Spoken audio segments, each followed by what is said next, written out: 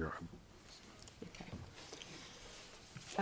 I decided, since it was the first service after Dahlia's bat mitzvah, that I was going to check out what I said after the last one. And that was Andy Kessler's, and it was 10 years ago. And I decided that it was pertinent enough that I'm going to read it again. I'm sad to have to say some of it again. But at any rate, this is recycled.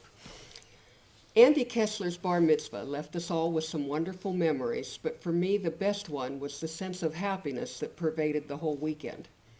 It was a time when I felt that everyone in the congregation was living as God intends us to, with great joy. Except for a few, most of us here are in our later years, and they aren't always easy. It's a time for many that can be marred by health problems, declining incomes, declining activity, loss of loved ones, and loneliness. It isn't hard to get so caught up in those negative things that joy seems to be a part of our past, but it shouldn't be that way. Another part of aging that is ours for the taking is the wisdom to appreciate the beauty and bounty that God has given us in this life. That is where joy comes from. That's where the joy of Andy's bar mitzvah came from. We are all aware that we are a dying congregation, but for one glorious weekend we forgot about that and celebrated being alive. Jose Bear of Brisk, a small community in Russia, once made the comment, "It is not enough for a Jew to find joy in the Torah, but the Torah should also find joy in the Jew." This is a profound statement from a man who understood that God wants us to be happy. He gave us this life as a gift, and he wants us to enjoy it. If you think back to childhood and youth, life wasn't perfect then either, but we quickly dismissed the bad and focused on the good. We made the most of every opportunity and savored every positive moment. Why do so many of us lose that as we grow older? The opportunities and the moments are still there. We live in a society that convinces us that being grown up is serious business. Children playing are filled with joy and savoring life, but playing is for children. Who made that rule? Playing is for all of us. God gave us a Sabbath free from work because he understood that all of us need time to play. Somehow, though, our work ethic convinces most of us otherwise.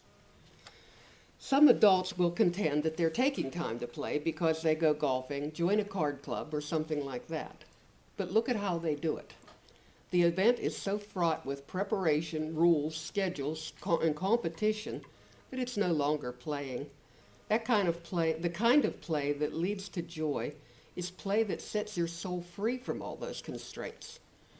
My children used to laugh at me for my love of flying kites, but now that they are older, they understand why I occasionally need to get out my kite and head for an open field, or build a sandcastle, or dance, or hop a freight train. Watch animals. They play.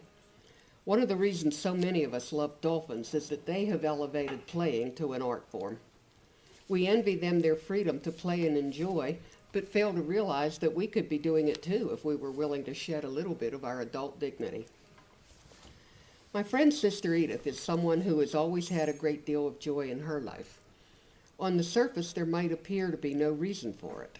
As a Roman Catholic nun, she has very little of the material things, and she, like the rest of us, has lost friends and family members as she grew older. I think the reason she is so joyful is that she has never lost her appreciation for small and simple pleasures. She savors the moment. Her entire life doesn't have to be perfect before she will allow herself to enjoy the rest of it. For her, a cup of hot tea with a cat purring in her lap is a reason for joy and contentment.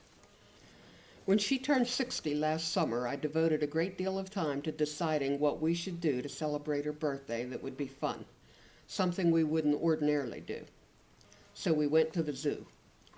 We watched the animals, we ate ice cream, and we laughed. It was truly a joyful day.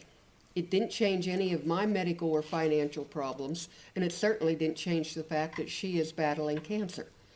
We made time for joy, and we celebrated the fact that, at least for today, we're still here.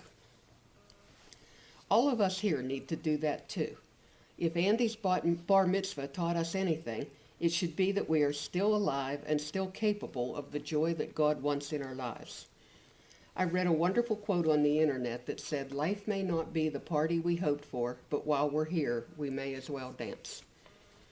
That should be true of our personal lives, and it should be true of this congregation, too. We shouldn't wait for a rare event like a bar mitzvah to celebrate life. The fact that we woke up this morning is reason enough. Our congregation may not have the future we would like for it, but we are still here today. One of the complaints I've heard from many terminally ill people is that other people begin treating them like they were already dead while they're still very much alive. Let's make sure that we don't do that to this congregation. Our party is still going on, so let's not quit dancing. While we're here to find joy in our Torah, let's make sure that our Torah finds joy in us. That was written in 2003. What I found sad when I read that sermon the other day was that it was written 10 years ago, and we had people clear back then who were already treating this shul like it was going to close any day. How much of the pleasures of membership here did they miss in the past 10 years because they were seeing the negative instead of the positive? If I've learned anything as a cancer survivor, it is to treasure every day. We should never sacrifice what we have today while we're mourning something that we haven't even lost yet. Dahlia's bat mitzvah was proof that there is still joy to be celebrated here, and it wouldn't be fair to her or to us if we ignored that to concentrate on the gloom and doom. So far, I have never attended a funeral for someone who's not yet been pronounced dead. Let's make sure that we don't bury Beth Israel before it's time either. Very good. Very good.